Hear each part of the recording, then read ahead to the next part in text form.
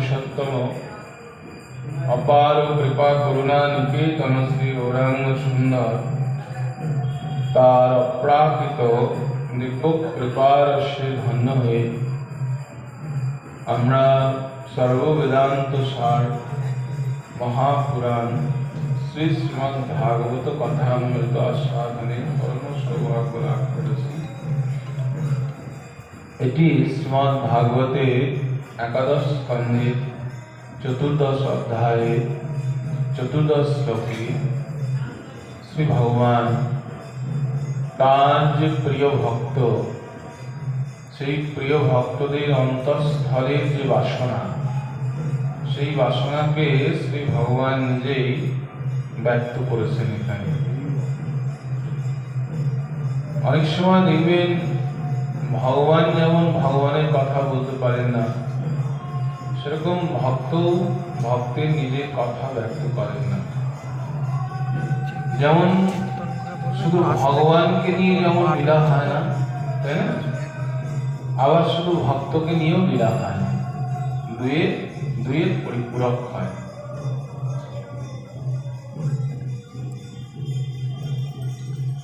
ঠিক তেমনি ভক্ত যেমন শ্রী ভগবানের কথামৃতম পান করে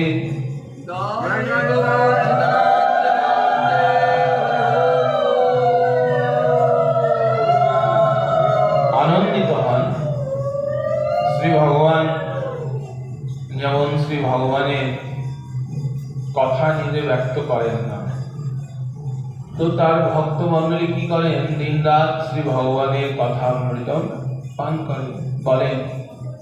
কেননা শ্রী ভগবান স্তুতি প্রিয়, শ্রী ভগবানও দেখবেন স্তুতি ভালোবাসেন। কেমন?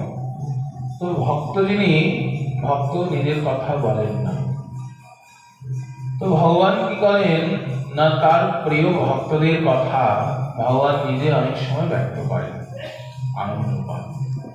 এখানেও শ্রী ভগবান তার যে প্রিয় ভক্ত সেই ভক্তরা কি চান, আমরা ভক্তি জীবনে এই সাধারণ দৃষ্টিতে দেখবেন, আমরা দেখি যে অনেক উচ্চকোটির বৈষ্ণব, অনেক উচ্চকোটির ভক্ত, তারা এই পার্থিব দেহদৈহিক যে সম্বন্ধ, পার্থিব যে সম্পদ, এগুলো সব তিলাঞ্জলি করে শ্রী ভগবত চরণার বৃন্দে নিজেকে আত্মসমর্পণ করেন। আমাদের অনেক সময় প্রশ্ন জাগে সংসারী হিসেবে, দেখুন যে এই যে দেহদৈহিক যে সম্বন্ধ, দেহদৈহিক যে বিষয়গুলো, যেগুলোর জন্য আমরা দিবানিশি খেটে চলেছি, দিবানিশি আমরা এক করে দিচ্ছি, ভগবত চরণার বৃন্দ স্মরণ মনন চিন্তন করার আমাদের এক মুহূর্ত সময় নেই, এক মুহূর্ত নেই।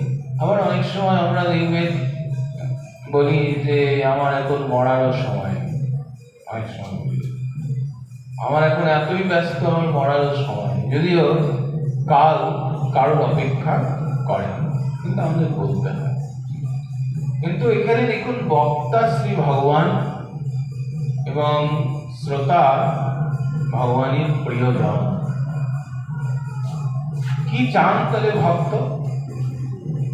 আমরা যেমন ভক্ত নই, ভক্তিকে আশ্রয় করার একটা সং সাজি আমরা, অর্থাৎ ভক্তি জীবনকে সামনে রেখে আমাদের জন্মান্তরের যে অতৃপ্ত যে বাসনা, জন্মান্তরের আমাদের যে দেহদৈহিক যে বাসনা, সেই বাসনাকে চরিতার্থ করি শ্রী ভগবানকে সামনে রেখে।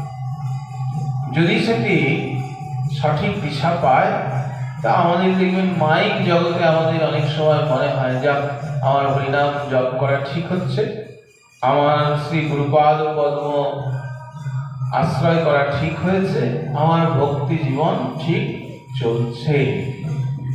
কিন্তু যদি তৎ বিপরীত হয়, অর্থাৎ আমার এই সংসার জীবন, আমার এই দেহদৈহিক যে সম্বন্ধ, আমার যে অনাদিকালের যে এই দেহের যে সম্বন্ধ বলুন, লাভ পূজা প্রতিষ্ঠা বলুন, এগুলো যদি ঠিক ঠিক না হয়, তখন কিন্তু দেখবেন আমাদের মন থেকে আমরা ভেঙে পড়ি। তখন মনে হয় যে জব ঠিক হচ্ছে না, গুরুচরণ আশ্রয় ঠিক হয়নি, ঠিক মতো ঠাকুর সেবা করছি না, হয়তো এই জন্যই আমার সংসারে এত বিপত্তি।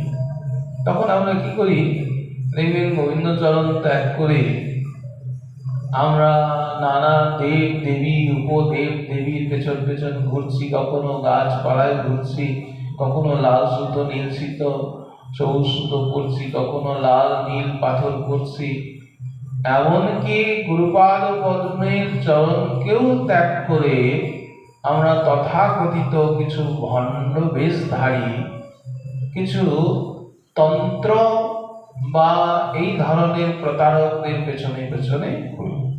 এটা তো সমাজের আমাদের সবার ঘরের চিত্র। কিন্তু শ্রীমদ্ ভাগবত কি বলছেন দেখুন, অপূর্ব বলেছেন। ভগবান বলছেন, যারা আমার প্রিয়জন,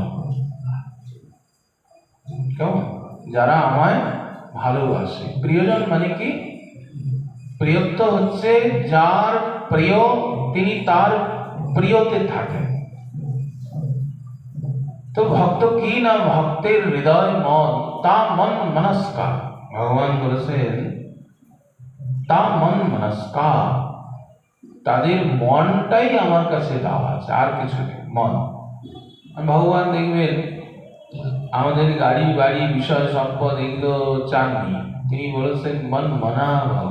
ভগবত গীতায় একদম ছোট্ট একটা সংবাদ দিয়েছেন ভগবান, খুব সুন্দর, যে মনটা তুমি আমায় অর্পণ করে দাও, মন মনা। বিষয়টা হলো এমন, ভগবান আমাদের বলেছেন যে তুমি মনটা আমায় দিয়ে দাও, আর এই ইন্দ্রিয়গুলো যেগুলো আছে এইগুলো তুমি সংসারে দিয়ে দাও। দুটো দিক খুব সুন্দর দিয়েছে। মনটা তুমি আমাকে দিয়ে দাও, আর ইন্দ্রিয়গুলো, ইন্দ্রিয়ের যে ধর্মগুলো, ইন্দ্রিয়ের যে কর্মগুলো, এগুলো সংসারকে দাও। কেননা সংসার ইন্দ্রিয়ের পাগল, মনের পাগল নয়। সংসার হচ্ছে ইন্দ্রিয়ের পাগল, অর্থাৎ আপনি ইন্দ্রিয় দিয়ে যে কর্মগুলো করবেন সেই কর্মে সংসার খুশি হয়। আর ভগবান ইন্দ্রিয়ের কর্মে খুশি হন না, ভগবান খুশি হন মনের কর্মে, মন। তা আমরা কি করি জানেন, আমরা এটাকে উল্টে নিয়েছি। উল্টে নেওয়া বলতে মনটা দিতে চাই সংসারে, আর ইন্দ্রিয় দিয়ে দেহদৈহিক যে আমাদের যে কর্মগুলো, শক্তি, গায়ের যে জোর, অর্থাৎ দেহের যে কর্মগুলো, সেই কর্মগুলো ভগবানের দিতে চেষ্টা করি, দিই না, চেষ্টা করি। ফলে আমাদের দেখুন এই যে পঞ্চেন্দ্রিয় আছে, এই প্রতিটা ইন্দ্রিয়ের একটা কর্ম নির্দিষ্ট করা আছে, তাই না? আমাদের রসেন্দ্রিয় যে, এটা যদি এখন শ্রবণেন্দ্রিয়কে দেন, কাজ হবে না, হবে? দর্শনেন্দ্রিয় এখন দেখার কাজ, এখানে যদি প্রসাদগুলো দেন তাহলে তো কি হবে বলুন? প্রসাদ এখানে না দিয়ে যদি এখানে দেন কি হবে বলুন? তাই না?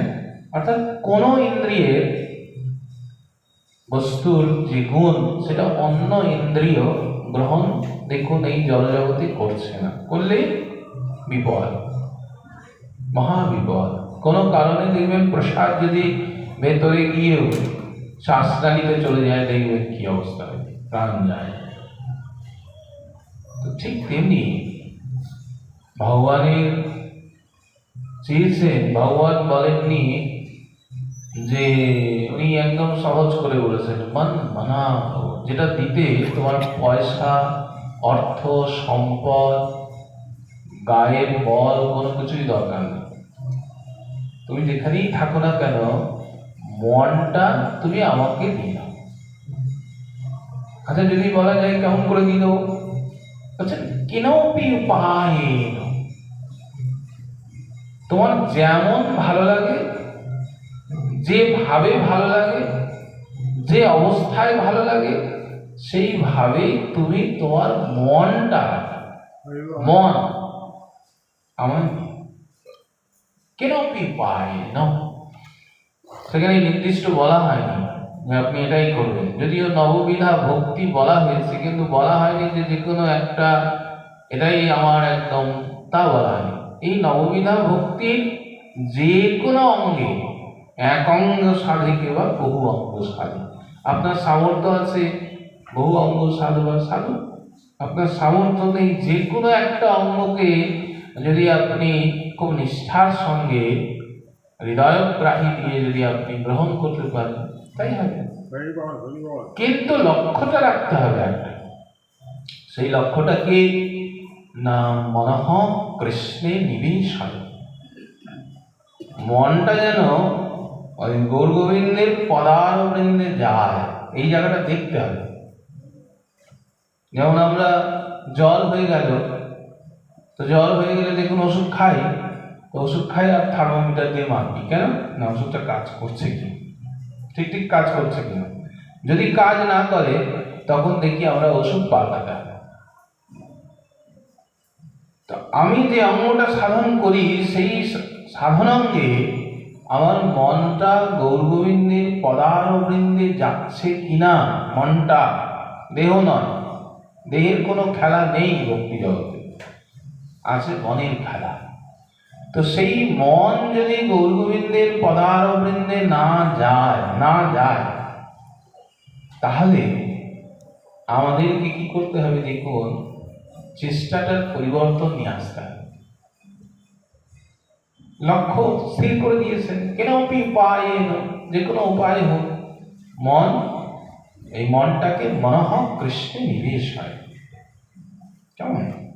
তো দেওয়ার কথা কি জানেন, মন গৌর গোবিন্দের পদারবৃন্দে, দেহ এই সংসারে আমরা কি করেছি, কি ঘুরিয়ে নিয়েছি। দেখুন, দেহ দিতে চাইছি গৌর গোবিন্দের পদারবৃন্দে, আর এই দেহের কর্মগুলো গৌর গোবিন্দের পদারবৃন্দে যখনই দেওয়ার চেষ্টা করছি, তখনই দেহ থেকে উত্থিত যে অহংকার, কেননা প্রতি কর্মের একটা অহংকার আছে, প্রতি কর্মে দেখবেন একটা তার প্রতিক্রিয়া আছে, যেমন ক্রিয়া থাকলে তার প্রতিক্রিয়া হবে, কেমন?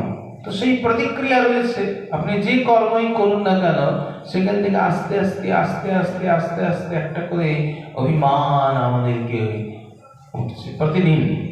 যেমন প্রতিদিন আমরা ভগবানের জন্য বাজার করি, তো প্রতিদিন বাড়ি থেকে সব ফেলি, কি ফেলি, আবর্জনা ফেলতে থাকি, তাই না?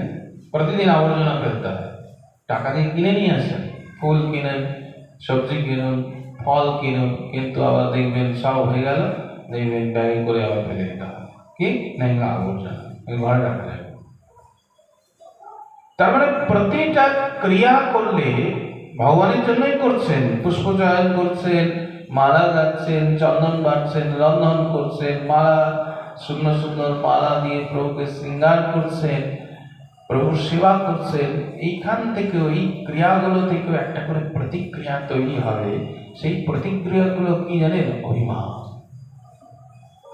অভিমান, অহংকার। কি কি অহংকার না, হয়তো খুব সদাচার জীবন পালন করেন, দেখবেন ওখান থেকে একটা শুরু হয়ে গেছে, আমার মতো সদাচারী আর কেউ নেই, শুরু হয়ে গেছে। যে সেবাটাই আপনি করেন ওখান থেকে একটা অহংকার, আমার মতো এই সেবা কেউ করতে পারে, আমার মতো এটা কেউ করতে পারে। এই যে দেখুন, এটাকে প্রতিনিয়ত আমাদের সুরে ফেলতে হবে রোজ। যেমন শহরে দেখবেন বাঁশি বাজে, 9টা 10টায় বাঁশি বাজে, কি না মিউনিসিপ্যালিটির গাড়ি চলেছে, ফেলো। এরকম আমাদের প্রতিদিন ফেলতে হবে। কেমন করে ফেলব না, এর জন্য প্রতিনিয়ত নববিধা ভক্তি প্রথম অঙ্গ শ্রবণম, শ্রবণ করতে হবে। কি শ্রবণ করতে হবে না, গৌর গোবিন্দের কথামৃতম,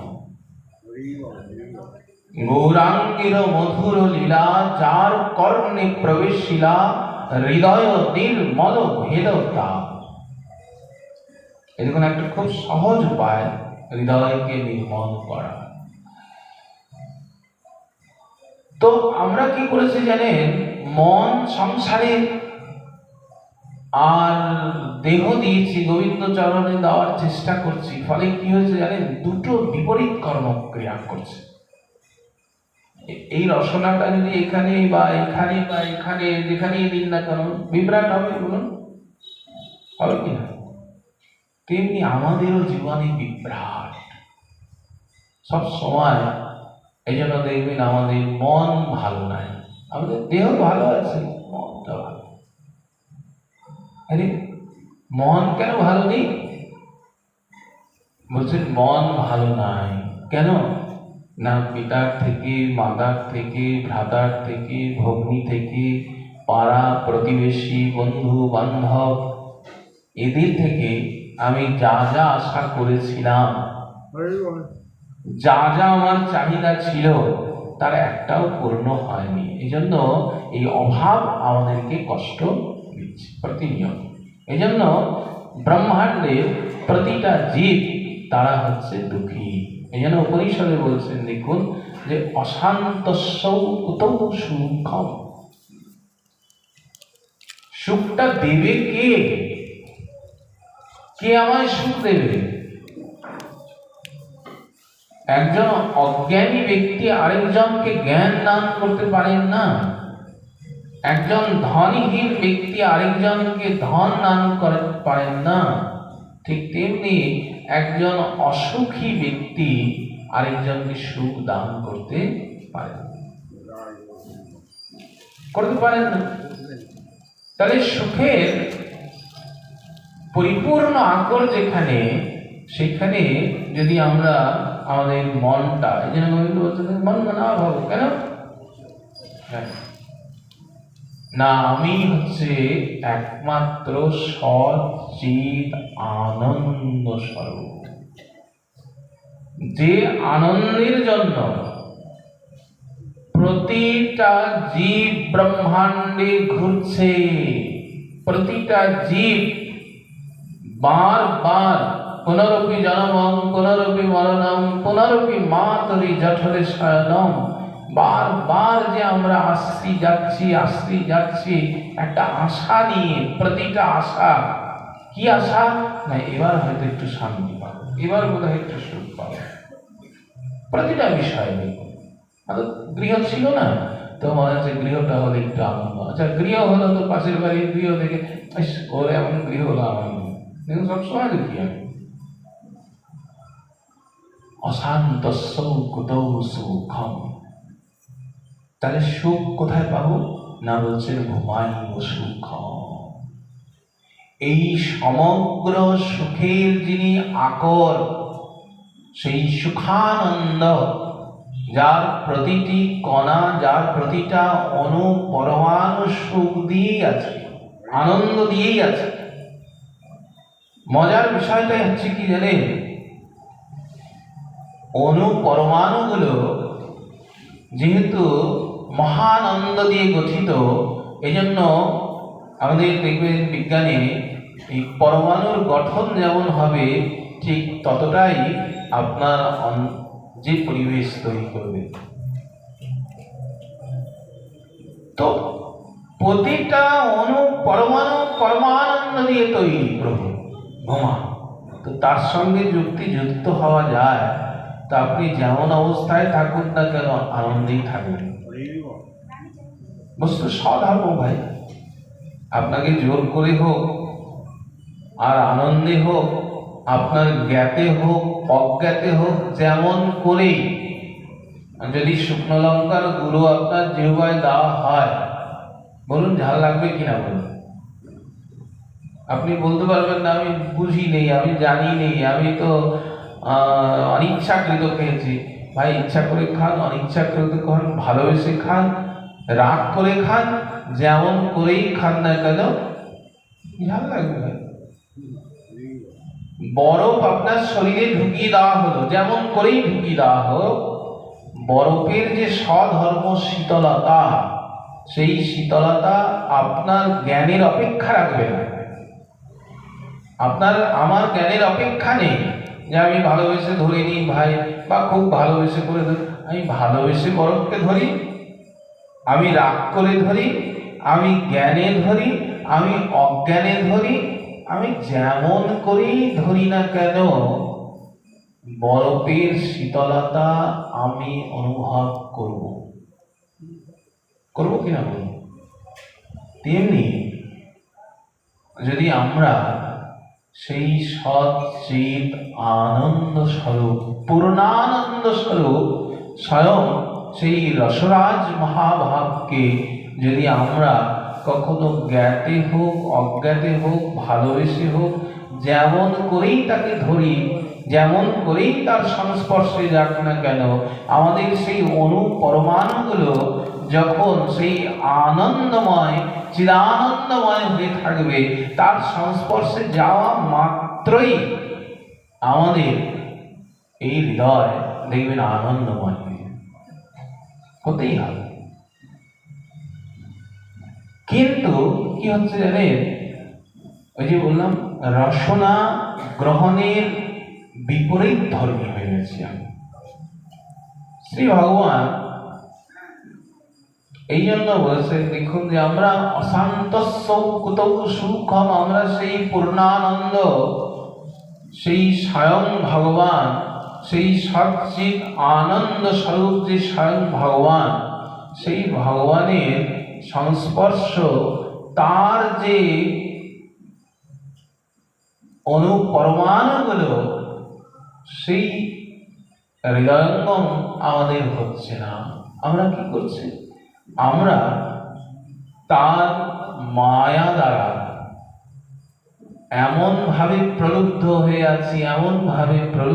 আছি, যে আমরা এই সামান্য বিষয় ভোগ জন্য আমরা এই রকম একটা দুর্লভ ভব বিরিঞ্চির বাঞ্ছিত যে ফল, সেই ফলকে ত্যাগ করে আমরা এই দেহদৈহিক যা নিকৃষ্ট জড়জাগতিক বিষয়, সেই বিষয়গুলোকে আস্বাদন করার জন্য আমরা লালায়িত হয়ে আছি। কিন্তু শ্রী ভগবান তার প্রিয় ভক্তির গুণগান গাইছেন। কি গুণগান গাইছে? যে আমার যাইনি ভক্ত হবেন। আমরা ভক্ত করে দেখবেন খুব চিল্লাই আমরা, আমি বলি না বিরাট ভক্ত, উনি বিরাট ভক্ত। তো এই যে ভক্ত, ভগবান বলছেন দেখুন আমার ভক্ত যদি হন, কি তার চাই, কি চান? সবার একটা দেখবেন আলাদা আলাদা আকাঙ্ক্ষা। এখানে যেমন আমরা যারা বসে আছি দেখবেন সবার একটা আলাদা আলাদা আকাঙ্ক্ষা আছে জীবনে, সবার একটা করে লালসা আছে জীবনে, সবার একটা করে স্বপ্ন আছে। সেই স্বপ্নগুলোকে সামনে নিয়ে আমরা আমাদের জীবনের কিন্তু দৌড়াচ্ছি সবাই। এই দৌড়তে অনেকটা সেই মরুভূমির মরীচিকার মতো, একটা মরীচিকার সেই বড় একদম বিরাট সরোবর দিকে দৌড়চ্ছিলাম, সরোবরের কাছে যেই পৌঁছলাম দেখছি যে সরোবর নয় আরেকটু দূরে আছে, আবার দৌড়চ্ছে। তো আমাদের জীবনেও এইরকম দৌড় চলছে। ছোটবেলা থেকে দেখবেন, ছোট থেকে মনে হতো না পড়াশোনা করবো, বিরাট করে পড়াশোনা হলো, এবার ভালো একটা চাকরি পেতে হবে, দেখবেন বিরাট চাকরি পেলেন, তারপরে দেখে বলে না এই চাকরিতে শান্তি নাই, তারপরে আরেকটা এই সংসার জীবনে শান্তি। এই মরীচিকা শেষ হবে, দেখবেন আরেকটা মরীচিকা, সংসার হলো কিন্তু সন্তান নেই। এই করে দৌড়াচ্ছি দেখবেন, গৃহ ছিল দোতলা, আবার আরেকটা মরীচিকা দেখলাম, এবার চারতলা একটা বাড়ি। এই